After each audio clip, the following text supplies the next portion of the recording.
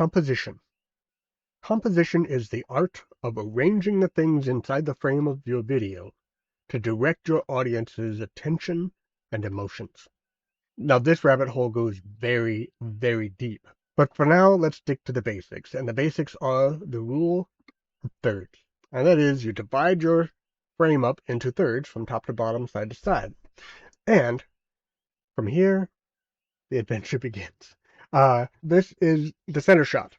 And this is a very common shot. This is where most people tend to go. This is what you default to when you don't have any other ideas. And it's a safe one. However, there are some things that you'll need to pay attention to. For example, my eyes are about on the top third line, and there's still enough room above me that it doesn't feel like kind of crowded. And that's why I've set the shot up the way I have. Now, you sometimes might see this in things like Zoom meetings and whatnot, and it's because people tilt the lids of their laptops down. But does this look right? So even though my mouth is down here on the bottom third, this focuses attention on what's around me. I am actually less prominent, even though I'm still in the center. So let's keep the eyes on the top third, unless you're in an extreme wide shot and you're looking at the landscape. We'll get to that later. Now, if you're doing an interview where the person is not looking directly at the camera, which is usually the case, or if you're filming somebody teaching a class, they're not going to be looking straight at your camera for you. They're going to be interacting with the class. In that case, put them off to the side on one of the thirds. So if they're talking to the people over here, or they're talking about something over here, and boy, the light's not set up for this, is it? If they're not speaking in the camera, put them off on one of the thirds like this, so that if they're talking off to the side, or they're talking about something over here, you have them facing the thing that they're talking about in the two-dimensional plane of the frame. Those will be your two main go-tos when you're out in the field. Center shot and kind of the two-thirds shot, with the empty space here, the attention-drawing space, in the direction that your subject is looking. So let me show you this with an image that we have here.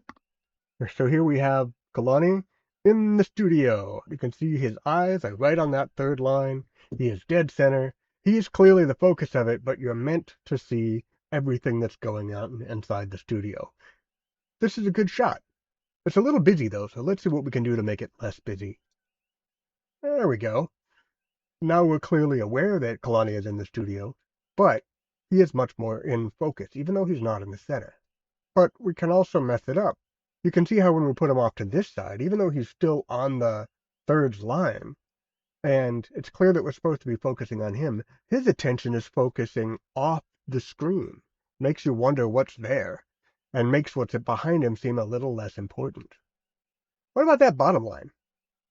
Even though he is on an intersection, that bottom intersection isn't as important as the top intersection to the top right. Now, this shot makes us look like we're looking at the preview monitor. So the main use for that top line and the bottom line for landscape shots. If you've got a wide shot and you've got this huge landscape and your subject is in the lower part of it so you can see more of the beautiful landscape, that's when that lower line comes more into play. It also comes into play in extreme close-ups, but usually not with a person. For the most part, the person's eye is going to be up here, but when you're filming flowers or landscapes, that kind of thing, that's where the lower line tends to come into play more. So that's the rule of thirds. It's a great place to get started with composition, and you'll live there for a long time. Even when you're doing artistic shots, you'll still see the rule of thirds being observed.